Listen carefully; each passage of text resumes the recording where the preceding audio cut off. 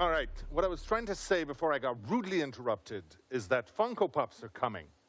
This is super exciting for us. We've been waiting on a long time to be able to announce this. So right now I'm going to give you a sneak peek of the 4 characters coming to Funko Pops. The Wraith, the Doctor, the Huntress, and Claudette Morel. If you're like me, you're thrilled and you can't wait to get your hands on those. I can tell you, you'll be able to get those before the end of the year. Okay, now that I've shared that and that I've had a moment to calm down, let me officially welcome you to the Dead by Daylight 6th anniversary celebration. We've got an amazing show for you today. We have the whole team ready to share some of the exciting stuff coming. We've got a few surprises in store. We hope you're going to have a good time. Now, last year, our 5th anniversary was all about looking back at the 5 years before. It was a trip down memory lane, and I had a good time for one. Since then, we've hit 50 million players in Dead by Daylight. That's crazy. We announced a board game that was funded in under 1 day on Kickstarter. That was an amazing job by our friends at Level 99. We've also consistently stayed within the 20 top games streamed on Twitch. All of that, and with our next chapter, we're going to now be at 59 characters in Dead by Daylight. But today, it's not about looking back. Today is about looking at the future. We couldn't be happier to have 50 million of you out there playing the game with us.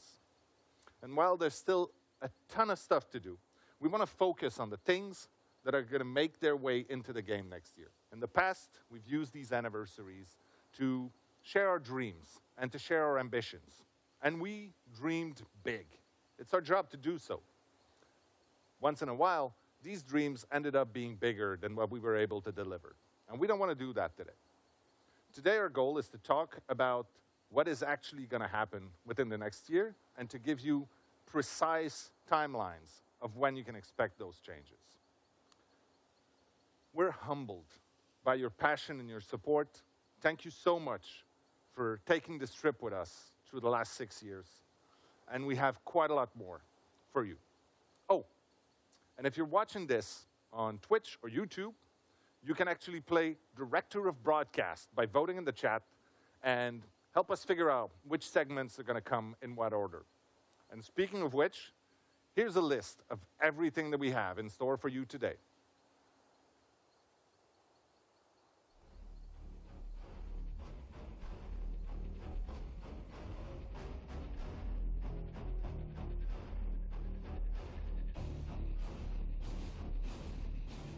Like I said, we want you to be in control of what we talk about next. You know what? Let's try it right now. Which one of these would you prefer to have? A, some free stuff. B, something really nice.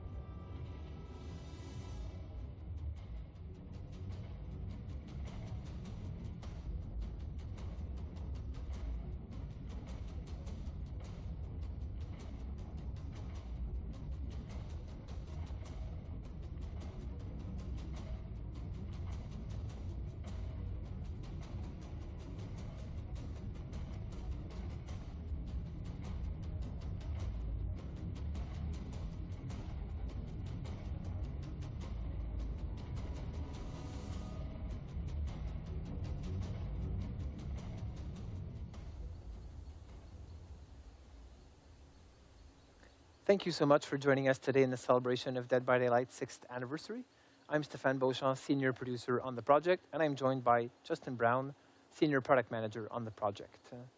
In today's panel, we will have a look at the upcoming content for next year, so Dead by Daylight's 7th year, the planned chapters, as well as our 4 main pillars for the game.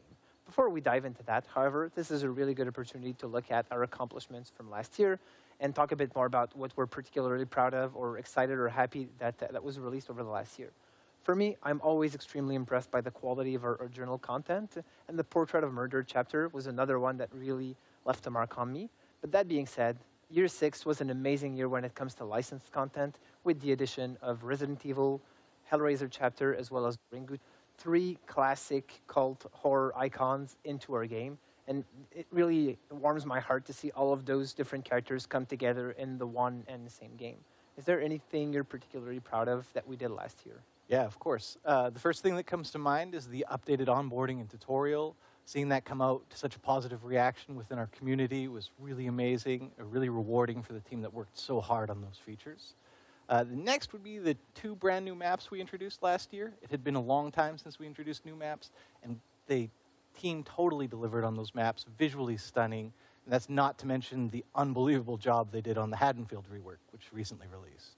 And last but not least, it would be the Snowman event. All of the hilarious memes, movies, memories that were shared in that sort of holiday season was unbelievably amazing, and something I hope we can recreate again this year. Now, I'd like to take this moment just to mention that when we develop our roadmap, we always aim at delivering the most quality as we possibly can for you, our players. However, as it is a live tool, we are constantly having to update it due to urgent issues or new opportunities that arise throughout the year. As such, there were a few features we mentioned during last year's anniversary stream that still have not made their way into the game. Fear not, we will be talking about most of those features later today. Now, when we talk about what's coming up in the next year, first, I'll tell you some of the things we know we can expect throughout this next year. There will be 4 new chapters, which means 4 new killers and their survivor counterparts, of course. In addition to that, there will be 4 tomes in the archives, diving deeper into our characters' lore. And with the narrative direction around the Observer's Tower going in a new direction, we're all super excited to watch that unfold. What is this all about? We'll learn more over the coming year. It's really exciting. For some of you who have been with us over the past year, the 4 pillars will probably be known to you all. They're really things we have continuously worked upon over the last 6 years of the game. So our 4 pillars composing the roadmap for this year are game health, quality of life updates, live design, as well as our events. You want to give us a bit more info about the Game health. Yeah, sure, I will. I would love to, Stefan. When we talk about game health, there are some aspects of game health that will always be ongoing priorities for us, such as security improvements and game performance optimizations. But this year, we're putting an added focus on matchmaking. We want to improve the matchmake wait times as much as we can, in addition to accounting for the various play styles we see throughout our community and rewarding them as such. When we talk about matchmaking, though, it's also very much a quality of life topic, which segues very well into our second pillar. It is an amazing segue, as if it was planned all along. You're a natural at that. Talking more about quality of life improvements and updates, you did talk about the roadmap and how we continuously shift things around and such. We use a lot of the feedback from the community to feed into that. And as such, CSAT surveys are a really important part for that, forums, social networks, et cetera, et cetera. When we did announce the Autobahn feature during last year's anniversary, it was met with a lot of mixed feelings from the community. And as such, we really held off a bit to make sure we were doing this in the best way possible. We know toxicity as well as cheating is something that has to continuously be looked at and addressed in the game to keep the game as safe as possible. And as such, Autobahn and improvements to those systems is an important part for us that we're going to keep looking at this year, but we want to make sure we do it in the best way possible. To dive a bit more into quality of life updates, we'll have Justin Banks and Aurélie Géraud talk a bit more about that in a future panel today, which I'm really looking forward to. But for now, is there anything you want to share with us about life design? As a live game, constant iterations in our design and live balance updates are critical to keeping the game feeling fun, fresh, and exciting for our players. In addition to that, players' behaviors are constantly evolving, and we need to adapt to accommodate those new behaviors all the time. Matt Spriggins will be up shortly to talk more about the huge updates that we have coming and planned for this year in regarding live balance. And huge is not an understatement. Not an understatement at all. But one piece of news we're happy to break right now is that we're actively working on a major rework of the Raccoon City Police Department map that we released last year during the Resident Evil chapter. We can expect to see that sometime this fall, but we will keep you updated as we near closer to the final release date. I'm very much looking forward to playing it. It's often been a difficult map to navigate and to play for players, and I'm really looking forward to see how it can actually be brought up to the standards that we have today, and I'm looking forward. So with that I had said, to go I'll do jump something, into like, the right events, as something the that stream really, started, so- really is an important aspect of the game. It allows us to move the game in a direction that's a little bit farther off the beaten path, something that's not necessarily what you'd expect from Dead by Daylight, but do that as a time-based thing allows us to really do something completely crazy sometimes and such. This is really an opportunity for us to get communities together and to generate moments you're never going to forget. Always think back of that game you played of Dead by Daylight during that specific moment of the year. As we've always done over the last few years, we'll have 4 main moments in the year that we're going to celebrate through events, which are going to be our anniversary period coming up in a few weeks from now, the Halloween period, the winter period, as well as the Lunar New Year period. These 4 events are really going to be the main ones for the year, but our cornerstone events are going to be They Halloween announced the and NRPD change. anniversaries, Yeah, since they're such big, important I moments. just got in as you said that. On top of those, we're also going to try and do more live activations, such as login bonuses, Blood Rush that you're all familiar with, and boosted Rift Fragments God collection, bless. so that there's a reason for Have they said everyone to anything come back else? to the I game, haven't, be more been excited here. about playing Dead by Daylight I almost more ran often, into my and be happy fucking about the DoorDash rewards you're driver. getting through doing that. Really looking I forward almost to this fucking year. crashed into It's him. really He's been an parked right amazing one behind for me us, as and I got in my thank you car, so so I didn't much, think he'd be especially right on for my the ass. continued support throughout those 6 years. Thank you, everyone. By Daylight fans, I hope you're enjoying the 6th anniversary celebration of Dead by Daylight. I'm Matthias Claesen, I'm the director of the Recreational Fear Lab, and I'm here to talk to you about why people enjoy horror. Now, it might seem weird that folks like us voluntarily seek out frightening entertainment, but it's actually very common and for good scientific reason. It is part of human nature Oh yeah, did to they find say that, pleasure in ET? playing with fear. It's what kids do when they play hide and seek, and it's what we do when we play DBD. When you're playing as a survivor, you're reenacting an ancient evolutionary drama. You're trying to stay alive in a dangerous world by outrunning and outsmarting a bloodthirsty predator.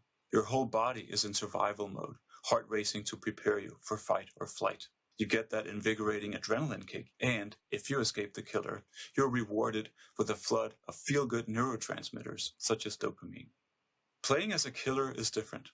You're immersing yourself in that same ancient scenario of predation. But now it's about catching your prey and the ecstasy of the hunt. It's that same adrenaline kick, but the reward is not the nerve-tingling relief of survival. It's the exhilarating delight of victory, the thrill of the kill. So when you play DBD, you're satisfying a primal desire for threat simulation, for playing with fear. But you're also satisfying another primal desire, namely the desire for story. Because DBD isn't just about the hunt. It's also about exploring the rich and constantly evolving narrative world of the game. Whether you're out for survival or blood, I wish you good luck on your next journey into the fog.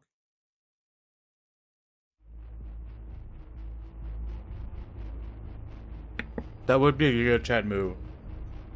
Sorry, I'm eating. I woke up 20 minutes ago, ordered food, and then I left for like 10 minutes or whatever. And here we are. The killer is coming, but the generator is almost complete. What do you do? Let the killer grab A, you. hit the last skill check. B, run. C, let the killer grab you. D, blow up the generator.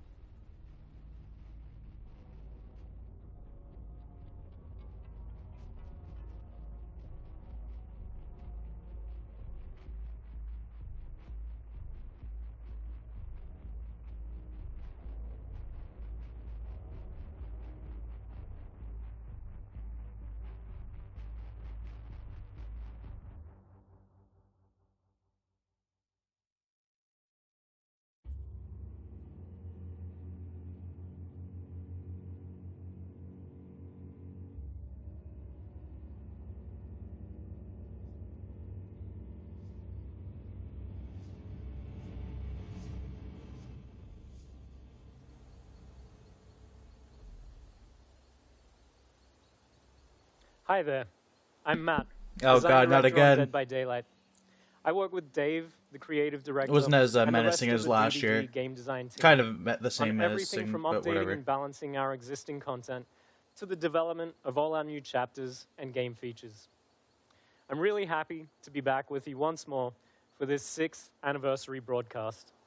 The upcoming year is going to be a really big one for Dead by Daylight, so I'm excited to share 3 key updates that our team of talented designers have been working on. An overhaul of our killer and survivor perks, a rework of our approach to prestige and progression, and finally, an update on the changes to the Memento Mori system. One of the main goals for the game design team is to explore new ways that we can keep the player experience in Dead by Daylight fresh and fun for both new players entering our universe and for our highly engaged expert players with hundreds or even thousands of hours in the game. They've done In that listening to our very players well and so far. reviewing our own data, we've found that some of the most consistent feedback is that in our high-level matches, meta perks have essentially taken over, meaning that players are consistently seeing the same perk loadouts again and again for every killer and every survivor. Looking at our data, there's a clear gap between the most popular perks for each role. On the killer side, these are Corrupt Intervention, Scourge Hook Pain Resonance, Barbecue and Chili, Hex Ruin, and Pop Goes the Weasel. And for survivors, Dead Hard, Decisive Strike, Borrowed Time, Iron Will, and of course, Self-Care. With Oh, little dude, motivation self-care's to so explore fucking different OP. perk loadouts, Definitely not the this can boon. naturally It's not the lead to a boon, it's feeling self-care. of gameplay becoming stale. Ugh. Therefore, in the coming months, we'll be releasing a major update that will rework and rebalance roughly 40 killer and survivor perks, including the ones that I've just mentioned. They're gonna rework barbecue and This is aimed chili? at eliminating these clear, dominant perk trends and strategies that we've been seeing That's in the game depressing. for a while. There will also be some small baseline gameplay adjustments that we would like to share with you a little bit closer to the release date. So, we'll keep monitoring, keep reviewing, and keep adjusting our collection of perks in this way on a more regular basis to make I don't sure know why that they we redo avoid these meta barbecue. I'm perks down with like the becoming slowdown consistent perks and trends dead hard and for shit. Fuck extended those periods, perks. whilst opening up the gateway for new undiscovered metas to emerge. With this upcoming focus on balance, we're also working on an update to make perks easier to acquire and encourage more exploration of new combinations in perk loadouts. In an upcoming patch, we'll be releasing a rework of Dead by Daylight's prestige system, aimed at reducing the grind in the game by giving players more direct, quick, and easy access to perks, something that will improve the quality of life not only for our long-term dedicated players, but especially new players looking to get into the game. Yeah, could Our you current imagine? prestige system is optional, and it awards a bloodied version of the Could you base imagine cosmetic starting the outfit, game today whilst and resetting having the to perks, add-ons, and items in the character's to inventory? grind all the teachables? This Ugh. update will change how this works entirely. When this feature releases, prestiging a character for the first time will instantly unlock that character's Tier 1 personal perks on all other killers or survivors, making them immediately available in their loadouts. We know that our players are hoping that the RNG gods provide them with barbecue and chili in their early blood webs. However, with this feature, you simply prestige the cannibal to prestige level 1, 2, or 3 to unlock all of Leatherface's perks at the corresponding tier for every other killer. This will significantly reduce the grind and completely eliminate the random chance needed to acquire specific teachable perks through the blood web system. Of course, it's worth mentioning the prestige level won't be capped at just 3, so you'll be able to show your dedication to a particular character by raising them well beyond that. No, dude. Additionally, the act of prestiging will not remove their perks, items, or add-ons, so there's no longer an associated reset of the character, if you will. Oh, For okay. those who haven't yet prestiged their characters, Never mind. we're also working on a fair way I was to gonna still reward fucking players cry for their myself time to sleep. investment Do you want and a hot dog? dedication once this update takes effect. Doggy? Fans can expect both the You prestige can't and sit at perk the door and knock updates one out, to dude. drop around the same time during a major release this summer. Finally, I would like to close things out with some news on the Mori updates that we shared No, last no, year. no, no, no, no. While it's still coming, we have slightly adjusted our approach to the system based on research, feedback, and prototyping iteration. We've arrived at something that feels more straightforward, yet still accomplishes the same goals that we set out with. The change to the system will still remove the Mori ability from offerings, focusing instead on rewarding efficient killer play, but will be incorporating the Mori animation as more of a natural ending to the match. This is something that we're currently calling the finisher Mori. Can you hear my When a mom killer downs sanding the last survivor outside? standing, rather than drawing things out and having them pick up and hook the survivor, will instead transition immediately and automatically to the killer's Mori animation, allowing them to close things out in style and in a way that you would expect that's from kinda an cool. unstoppable killing machine. I like that. That's There's fine. also a few other additional changes coming with this system that we're not quite ready to share yet. But we're hoping to release Okay, the new hang Mori on. system as part of our Halloween update this Nice. year. Halloween, that's so pretty look out good. for that. It's like, While we It's couldn't only, cover all 5 of the months away. details of these updates in the span of one segment, okay, anyone looking for more information can I head over gotta, to I gotta our understand website, this deadbydaylight.com, prestige system following the thing. broadcast. Thank you as always. He said for it's the not a support. complete reset. We It's more of a can't wait to get dedication these of updates your into whatever. hands as soon as possible I'm also to see confused your about the amazing perks. reactions. So he said, Thanks again, and see you in the fog. so. Hi everybody. Oh my Welcome God. back to McMillan Estate for Dead by Daylight. Hang on, I gotta 6th anniversary. finish this I'm food, Justin, and I I'm gotta the senior product think. manager on the game. It's too early And for me, I'm Aurélie, dude. producer on Dead by Daylight. And what a cool set we're on today. I think it's pretty cool. I mean, I hear there's some traps around, but we'll be a little careful. Yeah, we'll try. So last year, Aurélie and I were here with all of you just to talk about the pillars for the year. But I think some other guys on the team have that covered. So this year, we're here to talk about the quality of life updates that are coming to the game for year 7. And now, while it's always our goal to give you the most accurate picture of what's coming and when, the reality is that deadlines can shift as well as priorities. And we live in a pretty weird world these days, so there's a lot of external factors as well. So, I mean, that all being said, we are going to work to have the most open dialogue with our players. So if something changes, you can bet us, other members on the team, we are going to be communicating and let you know if something shifts, changes, removes, added, really at all. We're going to make sure that you guys know about it. That being said, let's get to it. Yes, and that's really cool because today when you will open the PTB, the first thing that you will notice is this new vertical layout that we have. The idea behind this is we were running out of space with the current one, and we wanted to have more clarity. and PTB also make confirmed some today. information way more So we get to visible play players. the new killer today. Like, for example, some text in some languages, they will have more space, but also That was a giant when we fuck have you to my an event quest. or I've already something completed happening my in the quest, game, bro. well, you will be able to I've see got every right away killer, when you enter in the every game what is survivor happening and maxed. how long it will take. You won't have to go through P350, different smell my screens, balls. navigate through the game to get access to this information. And so I think if I can kind of nail down something cool for everybody is that I don't have to go into the archives to see how long is left in the Rift. Correct. I'll see it right on the main menu. Correct. You will have the exact timer, how long it will take until the end of the Rift. And that's part of what will make just the navigation easier and the information easier to find in Dead by Daylight. Another feature that will be also available today for the PTB, and I think that one will be really appreciated. I think so. I think this one is one of those that players have been asking for quite some time. That's true. So that's the preset loadout. In the loadout screen now, you will be able to have different saves, up to 3 for the moment, for your offering, perks, add-on, items. So you will be able to adapt your playstyle according to what you want to play. Exactly. So, I mean, if you guys want to create one loadout for goofy perks, one for playing by yourself, one for playing as a team, you just change those with the press of a button. No longer are you looking through, this whole inventory of perks that we have. Correct. It will be your choice to decide between hardcore and casual games. Something else, you'll be also able to save loadouts for your cosmetics. So if you have different style and you're always like wondering which one to use, well, now it will be extremely useful, easy for you to switch between them.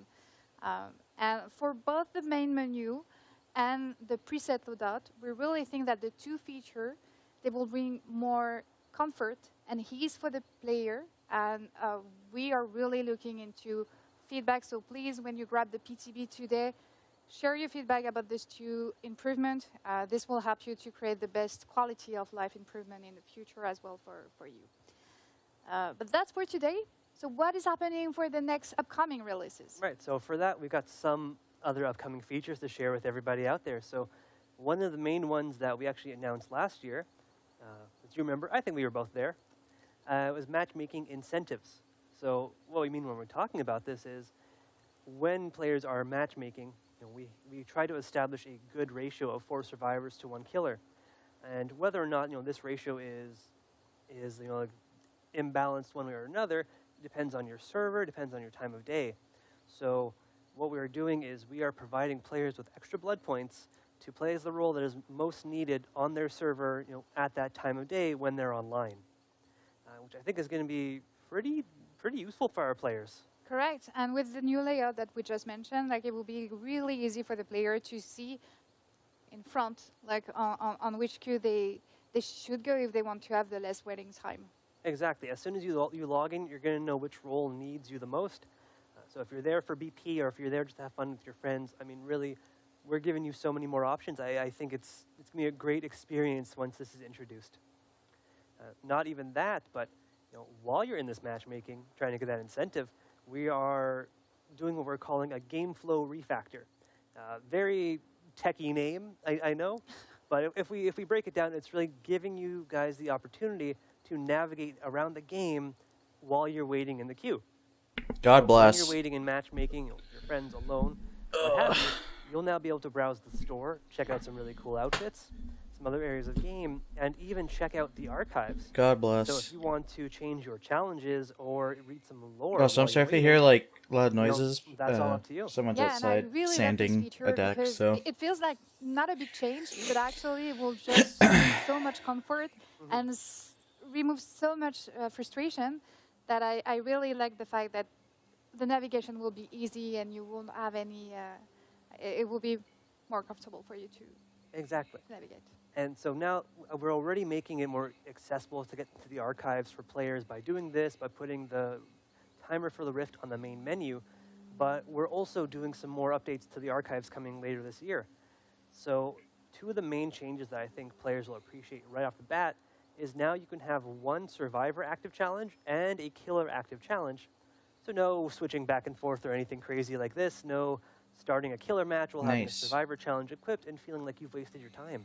Actually, it will be super cool because with the matchmaking incentive you just mentioned before, well, if you see that the survivor queue is better for the moment, and you have a killer challenge you won't have to go back to the archive, switch the challenge just because you want to go to the survivor queue and lose time. But you how long have we waited? And then you could change it because now we let you. And so what would happen is as you find a match, we'll give you a notification full screen that you finished whatever you're doing, and then bring you into the match. So I think that's going to be a very fun experience for players. But getting ahead They of said they're ourselves, also one of our other overhauling big 40 features that we're perks on updating both in the Survivor archives and is the Killer. ability to view a full outfit within the Rift. So I think we've both visited the Rift page quite a bit now that it's been out for a while. So now if a player selects a piece of a cosmetic from an outfit in that Rift, there's going to be an available button to click to view the full outfit as a preview. So if you're not keeping up to date with our amazing marketing trailers that are showing off all of these cool renders, you can view it from directly in the game. And then go watch the marketing trailer after, because they do a lot of work on these and they're very cool. Well, we're obviously trying to get a lot of these changes out for this fall in one of our upcoming archives releases, alongside some other yet-to-be unannounced Fuck, dude, whenever I eat, I archive just get stuff, really which is flummy. keeping a little hush-hush now. It's the anniversary of the archives. So we're trying to put something really special together for you guys. But we've got another big feature in the works, and I think I'll let you spill the beans on this one. Yes, and this one, I think, our player, you are going to love it. So we have decided, do you remember last year when we talked about bots? Not at all. I'm sure you do. Yeah. I'm sure you will do. So when we talk about bots, actually this year, by the end of the year, we really want to introduce bots in custom match. So the idea here is we want to give the player, like if you're missing a friend in the group, if you don't have any friends at all, or if you just want to play chill and try to learn a new killer. That's good. Well, I like you that. will be able to do that in a custom match and just fill out the matches with bots. So that will be extremely simpler for you to play. And we feel like for some player it could be intimidating to play a new killer or to just learn a new one. And this will actually be a safe environment for them to try and remove the pressure that you can have sometime when you're in a real match. For sure. And I mean, it's not just learning a new killer that can be stressful sometimes, but new maps as well, because the layouts can be entirely different. There's some new loops that you need to learn. So it's a great way for players to be able to practice those as well. You know, use an old killer, use old survivors as bots, and just try out whatever map you want. Yeah, you're absolutely correct. And this feature is probably the longest one for timeline, and we're targeting this winter for this one to be out. And we can't wait. I'm super excited for this one. I am too. I'm a bad killer, so I'm looking forward to it. And I think you still have 2 features that you would like to talk about this today? I do. So these ones are a bit smaller, but I think our players and streamers will also be interested on both of these. So the first one I'll discuss is what we're calling streamer mode or anonymous mode. Still undecided, still in development, so the name may change. But the basic premise of this is to make sure that all of our players feel safe as they're playing the game, so that we're obscuring your name or the name of your friends as they're playing, so that no toxic players or ne'er-do-wells inside or outside the game can find it and target you in some way. And for the security, that's a huge plus as well. Yeah, absolutely. So we just want our players to feel safe as they're playing our game, and we hope that this is a great tool to actually let them do it. Now, the other feature is, I guess, all about the survivors not feeling so safe, which is our updated wiggle system.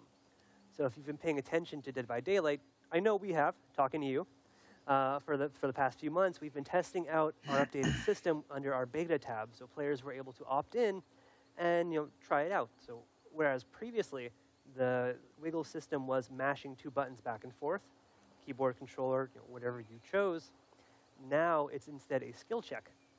So during the beta, we were all listening to a lot of our player feedback, so our design team has really taken that into account, and with those changes, we're going to make it a permanent feature in the future.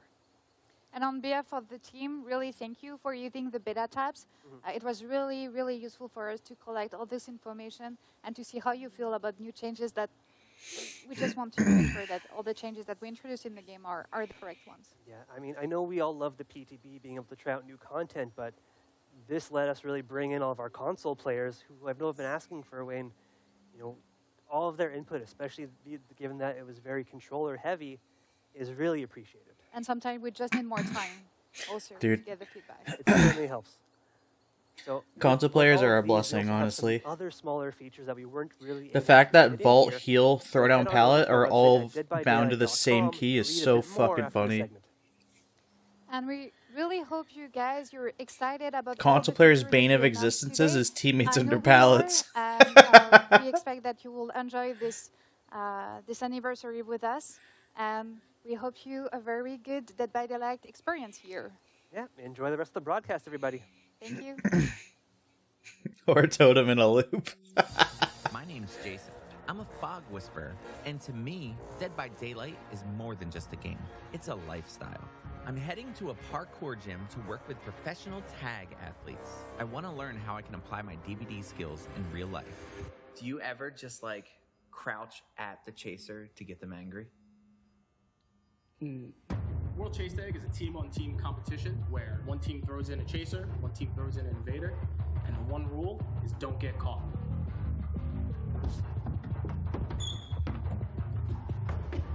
So, in Chase Tag, are you using vaulting? Because in DBD, when I'm being chased, vaulting is a pretty powerful evasion tool. Yeah, vaulting gives you a very easy way of getting an obstacle in between you or whoever's chasing you. So, what about slow vaults? What?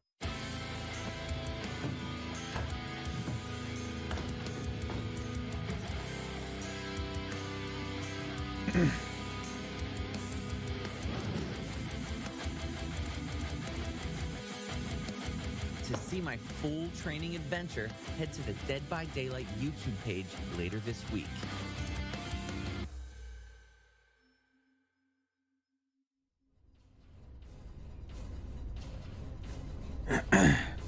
Merch sale. Oh, dude, I might grab that that sweater. I have the Trapper one and Billy one, and I might pick up that lamp. That actually looks kind of cool.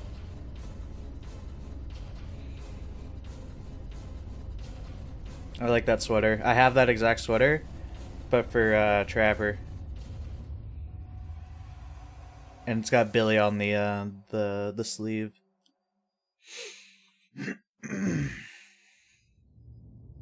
It's a really good sweater. The killer is in pursuit. What do you do? Use Dead Hard. A. Drop the pallet. B. Use Dead Hard. C. Loop forever.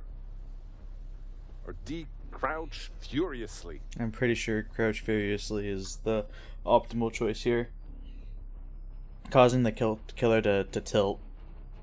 And they'll just swing at anything.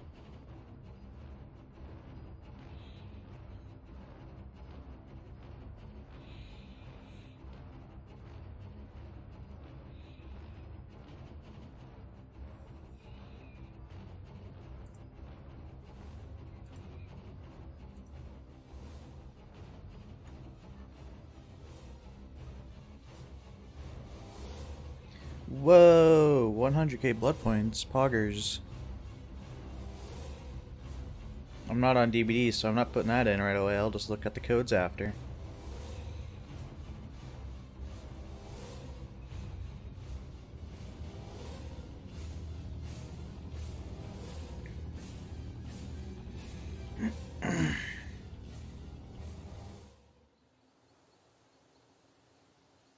Hello everyone, I'm Joe Ashley, the associate producer on Dead by Daylight. I'm joined by Xavier, our director. Yeah, I've got that sweater. That sweater's so nice. Project That's a manager. really good sweater. It's so A comfy. big part of what makes Dead by Daylight so great are the characters. And telling the stories is one of the best part of our job. While a lot of storytelling is happened through lore, there's also a way for us to tell the story through the art and the visual. Today, we want to share with you a bit about the process of the collection that inspires us. We want to break some news about new announcement of our brand new collection we've been anxious to share with you guys. What is a collection? Yes, thank you, Josh. Well, let's take a moment to talk about like what's behind the several outfits and collection we provide to players during the year. So, artistically, the approach is different when we work on our own contents and when we work with licenses. When we do our own, we often look this as a way to put our own spin to icons and events everybody's familiar with. A great example is the Halo Blight collection. It's really our take on Halloween. You know, rather than creating cosmetics around traditional vampires, witches, werewolves, we decided to do something more unique, to tell a unique story, and we have like our killers. We made them more horrific due to a substance linked to the entity. The result, I think, is unexpected, more original. The lore and art direction have been reinforced at the same time, and we get to celebrate Halloween in a way that's very true to Dead by Daylight. So on my side, the product goal is to create collections like this for all seasons. These collections would be something that we could return to and add to every year, but on our own terms, in a way that's creative for Xavier, but also not feeling like too generic or too easy. Maybe Joash, you could share with us the different steps on the production to create these visuals. Sure thing. So as you know, Rose got a good idea of what the type of collection that she wants. So afterward, I think the first step is to talk to the narrative team. The idea behind it is to make sure that we have a good idea and make sure also that it's kind of related to the character. So the cosmetic that we want is related to the character, the story background, and the lore. Afterward, we need to talk to the concept artists. They're the one who are going to put on paper pretty much with the art director and the concept art. to put on paper pretty much the idea that we want as cosmetics. So, and also this is the time for us to put in detail what we want. So meaning like the accessories, the detail, and the type of material that we want. Once we're done, the character team can use those concepts to start their modeling phase. So pretty much to have the 3D model ready. Mm-hmm. So in the case of the Fire Moon Festival, we created this in tribute to the Mid-Autumn Festival that is celebrated in so many Asian countries. And it is our own DBD-specific event that boasts like concerts and celebrations that are surrounding the full Fire Moon. And it's a celebration of life and also a reflection upon death. Yeah. So another part of creating this event ourselves was to be able to include a wider variety of characters into the collection. So, for example, those that didn't have an Asian heritage. We should talk also about licenses, because today, right now, we have something really important to share with the fans. Right, Rose? Yeah, indeed. So another interesting part of working on these collections is being able to work with existing licenses as well. So we're able to introduce new stories and other brands that we love also into the world of Dead by Daylight. Speaking of which, anime and mangas are widely requested from our fans around the world. And we're really excited to be able to announce today a new collection that's right around the corner, one that marks DBD's first major crossover with an anime title. So without further ado,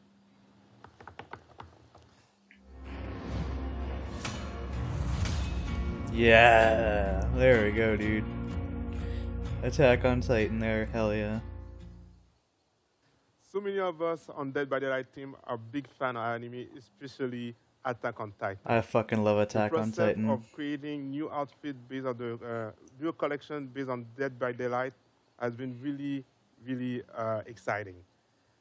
We're thrilled to be including 10 different outfits for both survivor and killers. And also, we need to say some surprise for... Wait, so there's going to be 20 outfits? Can you give us some glimpse of the concept art for Attack on Titan? Oh, yeah. Because, working on Attack on Titan was a great challenge, but really exciting one. First, we had to assimilate like the iconic aspect of the 2D art direction from the show and adapt it on 3D. Making sure like the characters remain themselves even if applied on DBD characters.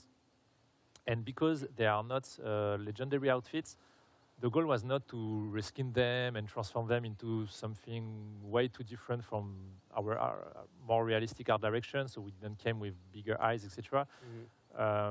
We felt it more like, okay, we could create like great cosplay of this character. Our mindset was more, what if our DBD characters were part of the Attack on Titan universe, and from who are they closer in their... I really want to see the fucking Titans, dude. And appearances. So it was really important for us to select some of our favorite characters from Attack on Titan, and so we could focus on some aspect of each to match our DBD personalities. We have Eren, one of the heroes of the show, and we have Dwight. Dwight, in a sense, is one of our heroes also on DBD. He's here since years, and we kept the details of Dwight, like having the iconic glasses, the messy hair, and even with the equipment of Attack on Titan, we made sure like the equipment isn't straight, and we have like nothing's perfect because it's Dwight. We have Angie. For her, it was easier because we have Zarina also, and it was a perfect match.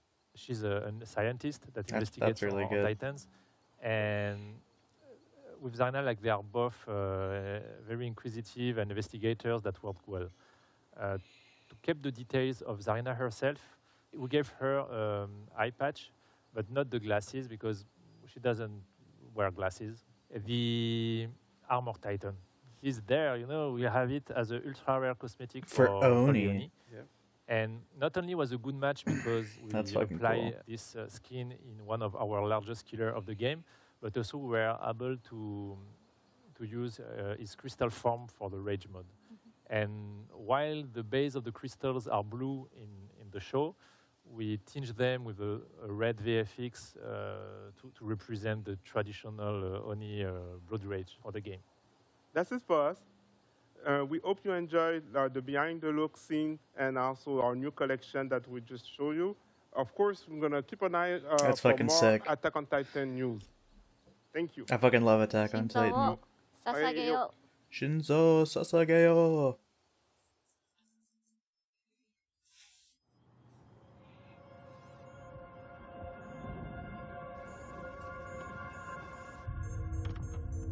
The Garden of Joy.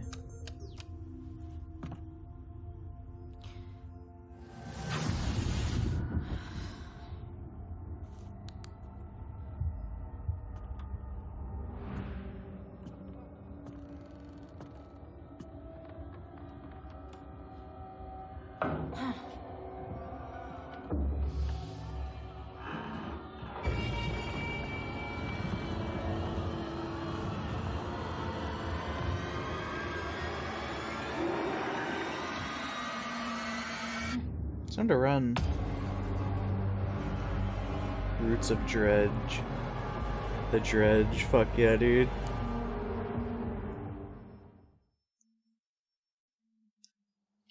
Hi everyone, I'm Dave Richard, Creative Director. But now you can play the PTB. I'm super glad to be here today. It's PTB up. Share the newest content for our latest chapter, and of course to celebrate the 6th anniversary of Dead by Daylight. The tradition is to tell you all the content that's going to be in the chapter. And this time we're quite excited. Not yet. We're changing the recipe a little bit, and we're doing an original chapter. So this new chapter is called Roots of Dread, and it's a full chapter. It contains a new survivor, a new killer, and a new map within a new realm of the entity. That's quite exciting.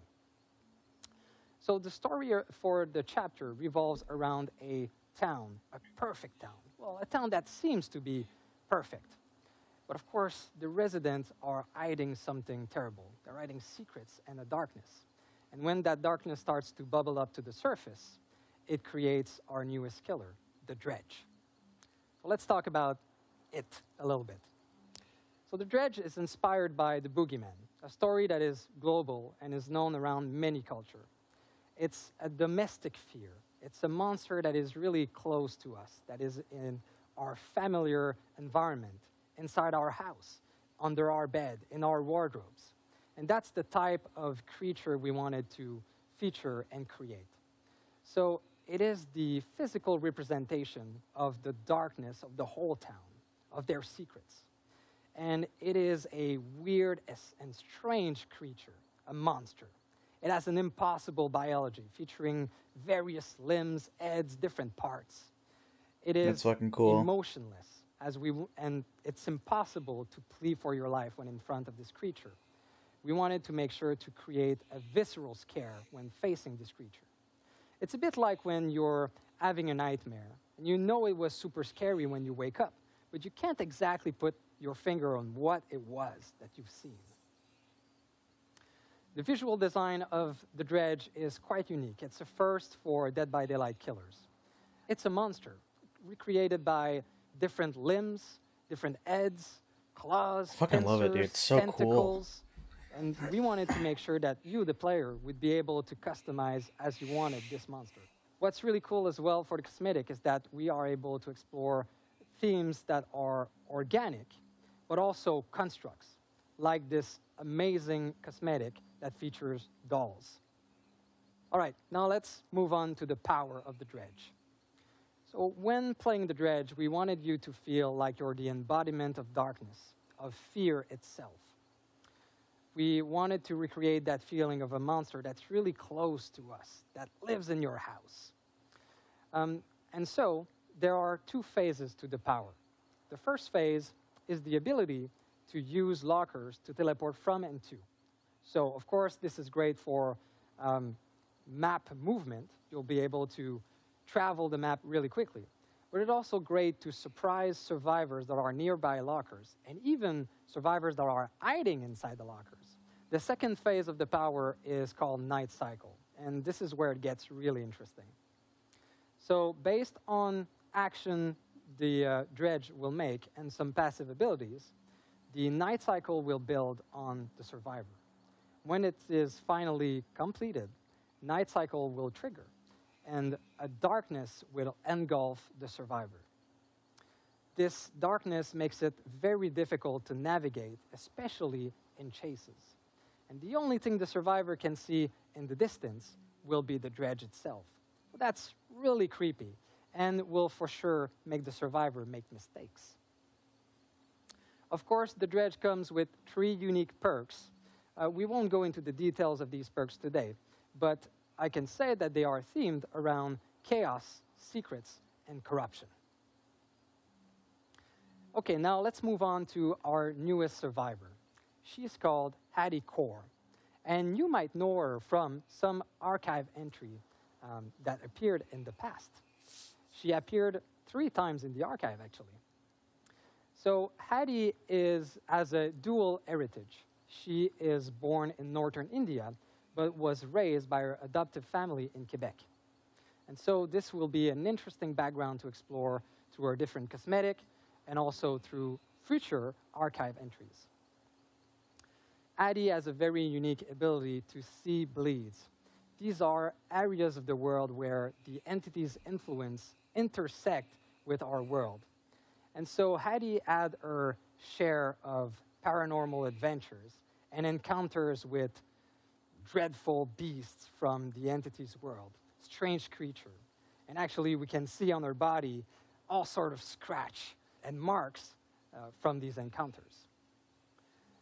Of course, Hattie will come with 3 unique perks added to the roster of abilities that the survivors are able to equip and use. These are themed around paranormal insight, proficiency with occult items, and her own temerity. And finally, let's talk about the map. So this time around, we're really excited to introduce a new realm Garden of Joy for this chapter. Pretty sure that's what it was called. So really, we are going back to the roots of horror, to a classic, something that we see numerous times into different horror novels, movies, and other horror material. And this is a small American town. So we wanted to make sure that we created something domestic, something familiar. And so for the dredge map called the Garden of Joy, we are featuring one of the houses of the perfect town that we talked about earlier. This house looks perfect from the outside. It is like a ghost sitting in the middle of a gloomy forest created by the entity. And when you go inside that house, you'll see how twisted and wrong it is, just like the residents that are hiding all of this darkness in secret. What's really cool about this new realm is that in the future, we will be able to explore it again, but in other contexts than in the dredge perfect town. So this realm is built from different memories, from different characters. And so we'll be able to explore different cities wrapped inside that same realm.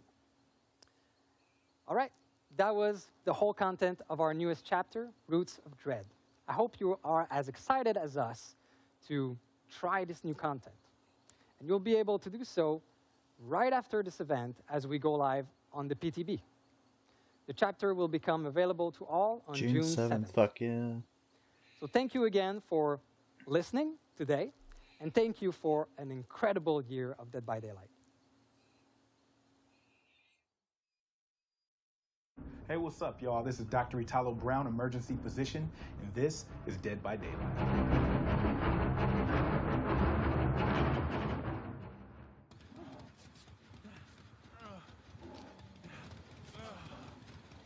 All right. What is going on? So why is this person sitting? Oh, now that's actually kind of dope. It looks like he was injured or something, and she came through and rubbed this man's back. Look, if we could start prescribing back rubs in the emergency department, I promise you, I would let the thing fly.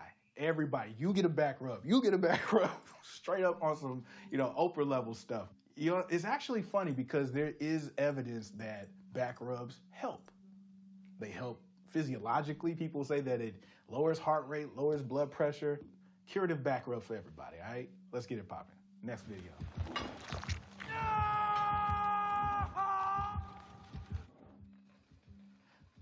Yo, I've seen it. All in your back. Wait a minute, bro. Oh, dude, no. Wait a minute. All right. I had to pause. One. This man got thrown on a hook, and I've seen this in a bunch of different movies, so it's really accurate. You know, these like butcher hooks are real. Obviously, if someone ended up on one, it was intentional, in my opinion. From that angle, I'm pretty sure it's piercing, you know, one of the ventricles of the heart, right? So the heart, we know it's like this, right? That left ventricle is kind of posterior and it sits to the side as if I took a football and held it, you know, with the laces kind of downward, right? So if that goes through that left ventricle, man, he's dead. There ain't no pulling yourself up off of it. Either no, sir. Either I don't believe it. He not walking away from this at all. That's a fact. If you're enjoying this analysis, make sure you head over to Dead by Daylight's YouTube channel for the full video later on this week, okay? Happy 6th anniversary, y'all. Peace. Where's PTB?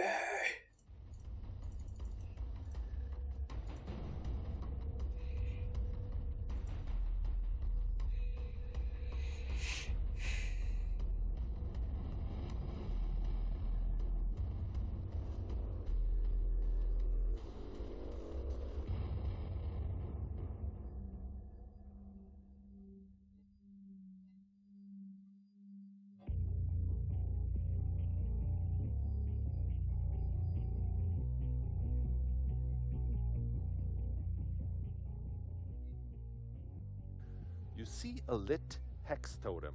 What do? A. Disassemble it. B. Leave it be. Probably haunted ground. C. Turn it into a boon totem. D. Point at it, but let your teammates deal with it.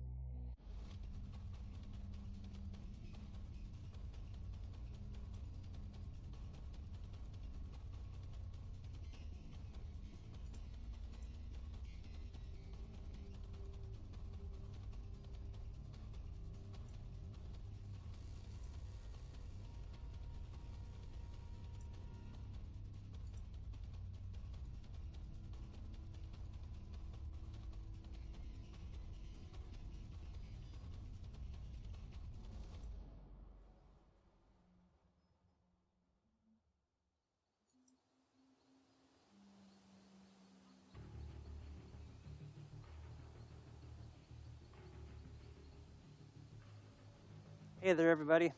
I'm Justin, one of the product managers on Dead by Daylight. Still stuck in this fog from earlier, but this time joined by a new partner. Hi, I'm May. I am a Twitch-lurking, dog-snuggling influencer manager on Dead by Daylight. So, since a Dead by Daylight anniversary wouldn't be the same without a celebration in the fog, both May and myself are here to share with you what's going on for the Dead by Daylight Oh, God 6th bless. anniversary Let's in-game go, event. dude. This is the only So, thing that matters, last really. year we had a really fun one, but the team has taken a hard look at what worked and what didn't, and we're trying to find ways to take it even further for the 6th anniversary, which is actually starting on our real anniversary this year. So the event The 16th, starts yeah. on June 16th. I think it's really cool. So for the theme this year, the Fog is going to be celebrating something called the Twisted Masquerade. Now, this is meant to be a real party in the world of Dead by Daylight that's being hosted in the entity's name by someone lurking in the shadows, I've heard. Everyone loves a masquerade, so we've really tried to run with the theme and taken our decorations to the next level.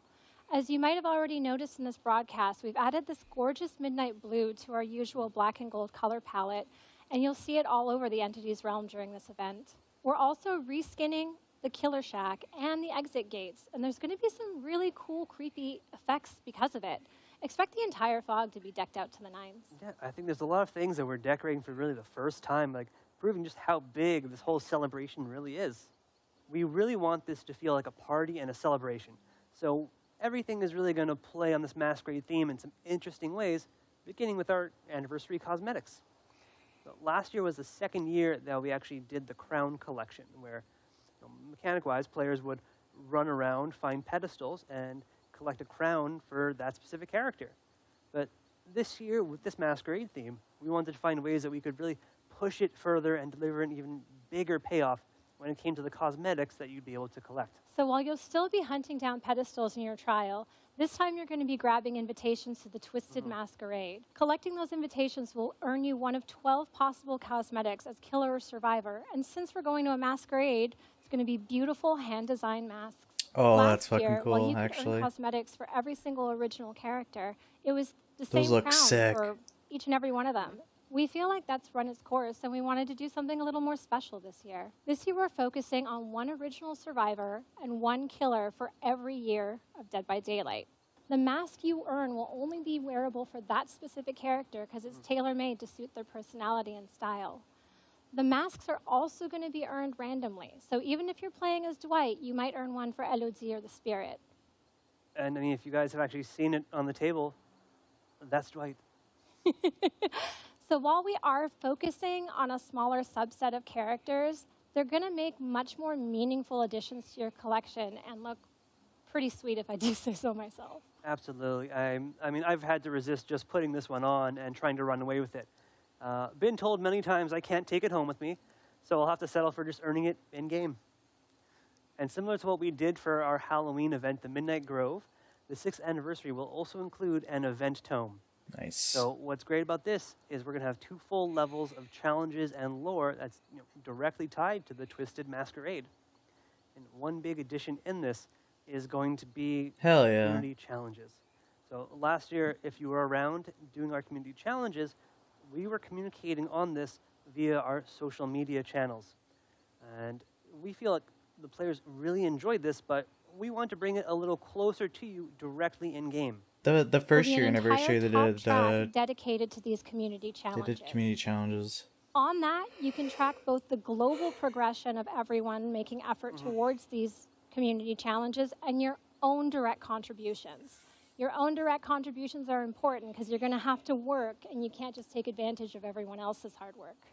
Exactly, but while the players are waiting for the community to catch up so that they can go on to the next challenge, there will be a set of personal challenges below on each level that you can work towards. And I mean, these are going to also give you a little bit more background on what's happening for the story behind the scenes of the archives and of the Twisted Masquerade. I mean, you're going to be earning event cosmetics either way, so definitely take the time, try to finish all of them. So what about Dredge and Hattie? Are they getting something for this masquerade?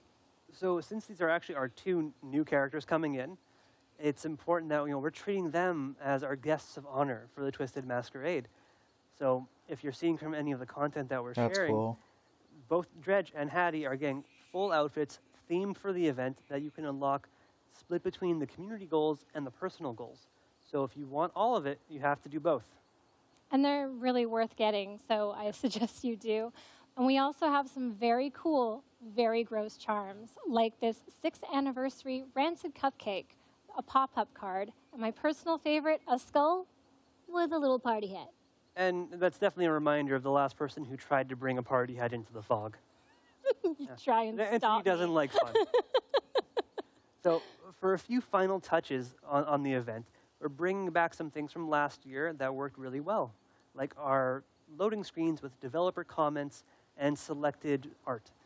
So I do like as those. you're They were loading up really into pretty. your game, you're going to see quotes from wacky folks like myself, May, and others, and really bring you a bit closer to the really cool people who work on Dead by Daylight.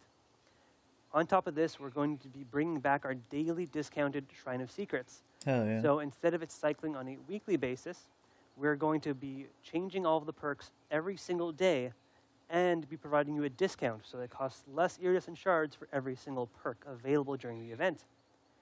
On top of that, because we know you guys love blood points, we're going to be doing a weekend blood hunt event. And then, again, still not done, we're going to be giving a lot of login currencies. So, if that's not enough blood points for you, not enough rift fragments, not enough iridescent shards, players will be able to earn more of these just by logging in. It's definitely not the time to save your pennies for a rainy day. There's so much fun stuff to get. Take advantage. But for now, on behalf of everyone, I just want to say thanks again for another amazing year of Dead by Daylight. And we'll see you in the fog on June 16th for the Twisted Masquerade. We'll see you there. Oh, so they're not doing the cakes this year? It's kind of lame.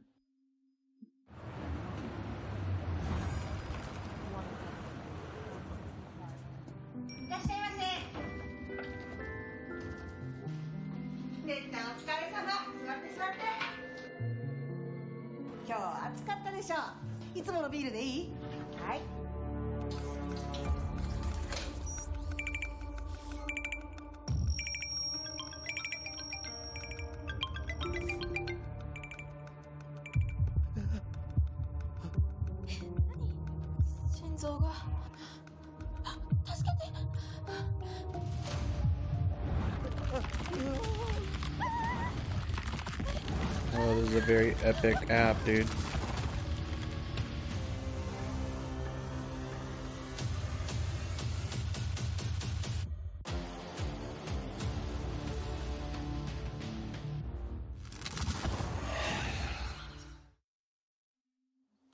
We're very excited to share some Matt great news Duco about the Day. DBD mobile game.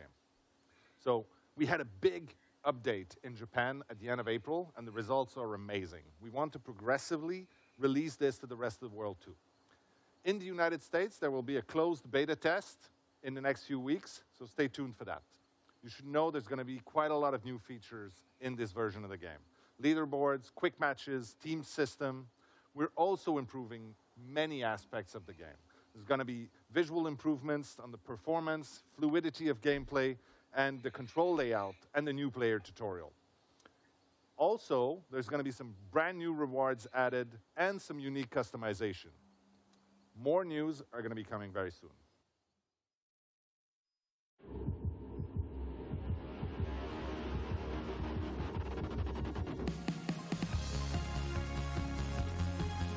No way.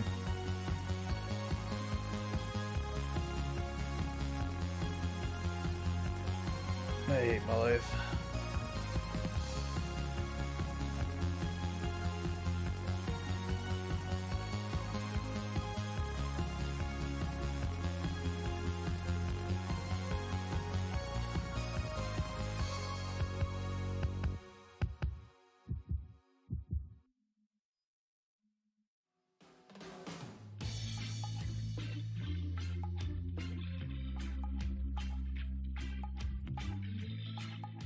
If you had told me when we launched this game that I'd be here 6 years later with my feet in the sand announcing a Dead by Daylight dating sim, I would have never believed you. And that is what makes today such an amazing day. I'm excited to be able to announce that Hooked on You, a Dead by Daylight dating sim, is quickly coming. So it is a crazy idea. It's an absurd concept, but we are always looking for new ways to tell our Dead by Daylight stories. And our fans have shown us over the years just how thirsty they are for more background and more stories about our characters. So last year we did an official community survey exploring new ways potentially of expanding the universe of Dead by Daylight. And I think the third one was Dating Simulator. And that was a surprise, but you know what? We decided to go for it. This was a tall order. We needed to find the right people to do this justice, to really treat this properly so that it didn't turn out as insane as it sounds. So we decided to go with some specialists out there, some people that made a little game called I Love You, Colonel Sanders, that was very well received. And I'm very happy to have with me today Alexei from PsyOp to talk a little bit. He's the creative director for the upcoming Dead by Daylight dating sim.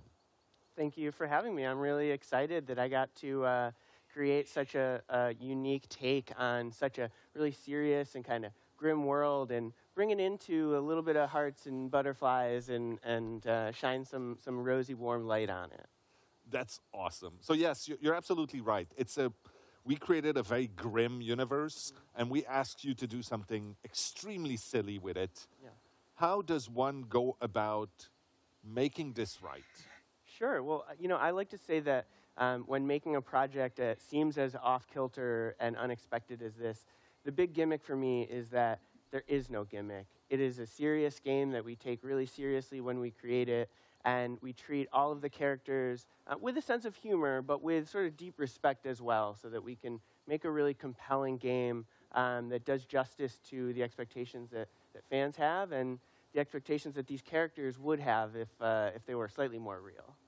So it's a matter of really finding a new, interesting context in which these characters can actually express a different side of themselves. Yeah, so, the story that we're creating is very much not a canon story for the Dead by Daylight Important to put it out there. Want to make sure that's clear.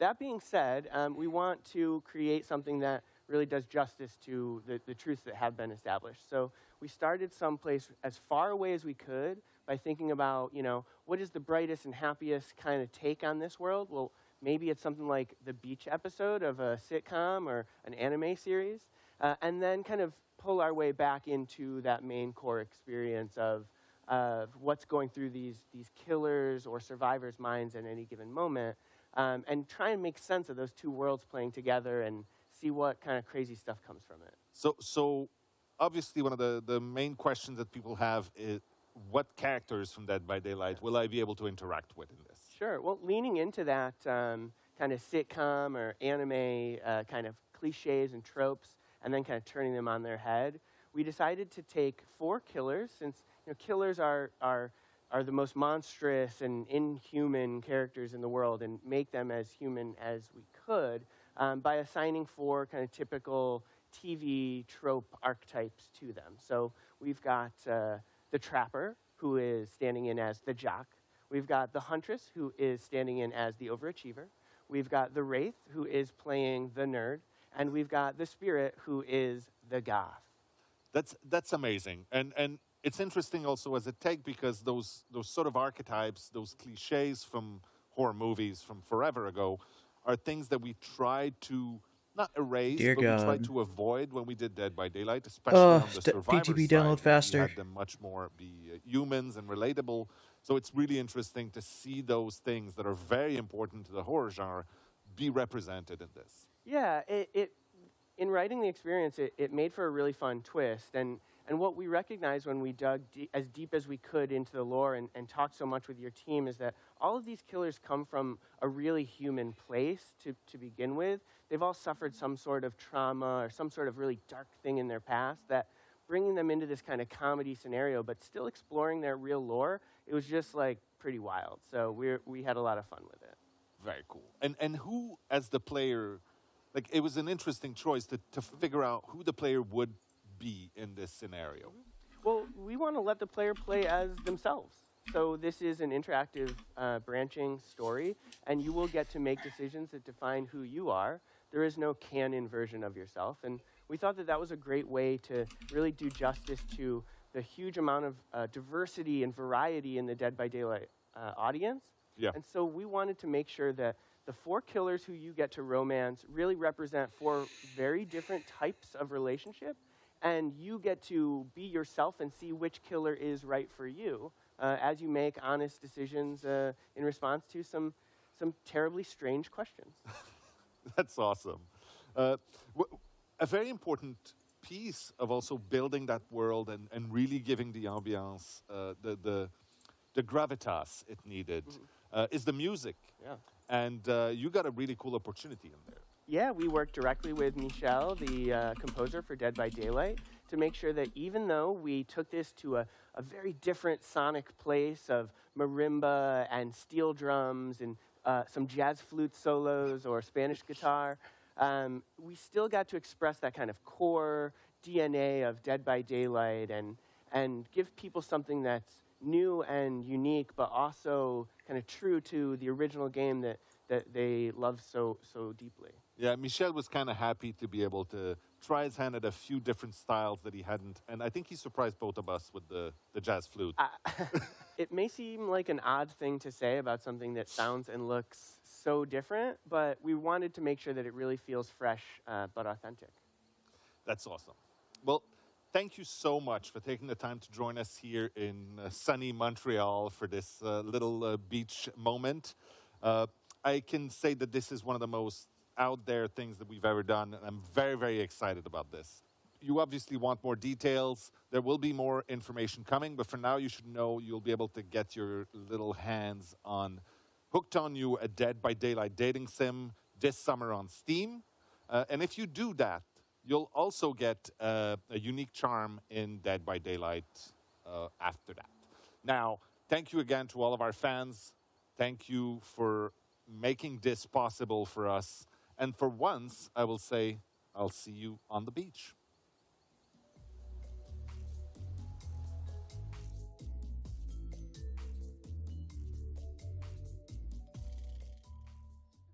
We're almost done here, but we have one more question for you. What would you like us to wrap the show with? A, some more new content, or B, a special surprise? That's a hard question. Dude, why is the sound all distorted? This is like the fucking banger. What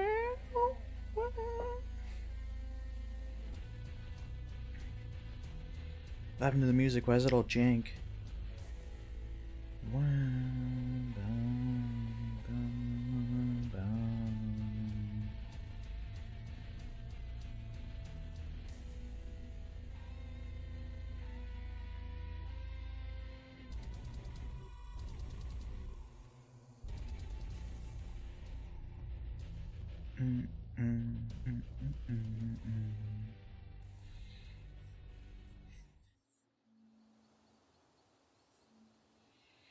Well, that's a wrap for our 6th anniversary broadcast, and to an amazing year of Dead by Daylight.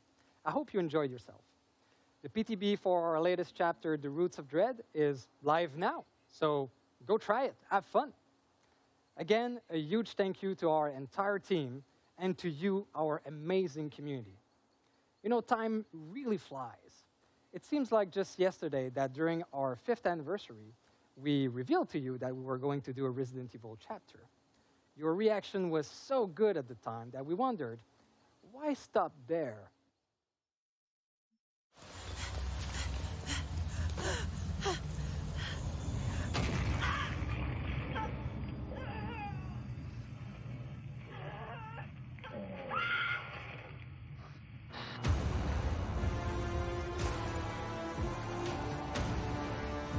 Project W.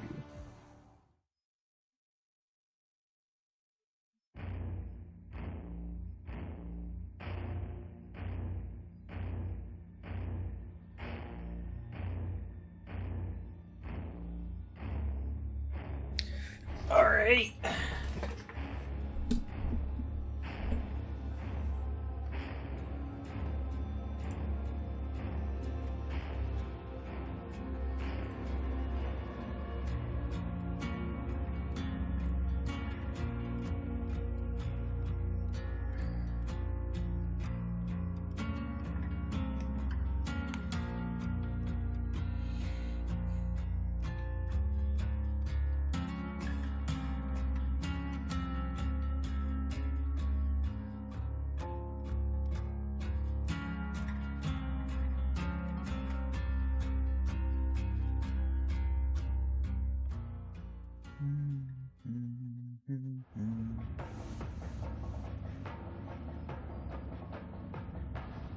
You know, your classic horror characters that you...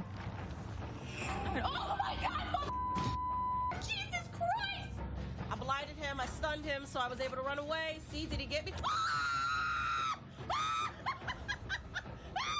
so sorry, Nemesis! It's a family photo, okay?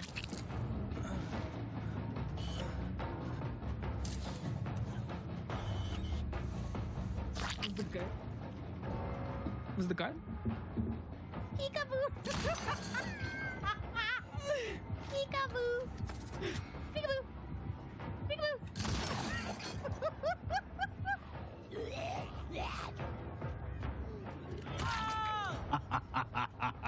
I will gift 20 subs if the hatch spawns right here. Ja, ja, spawn, du scheiß Ding.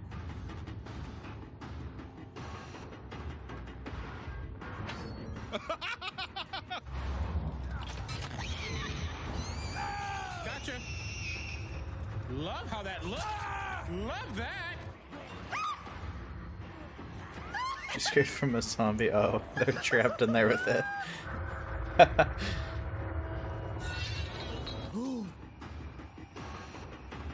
Watch this. What?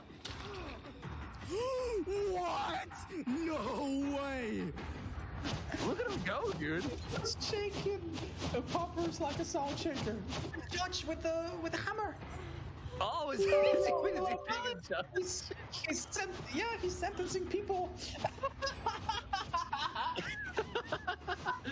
Objection!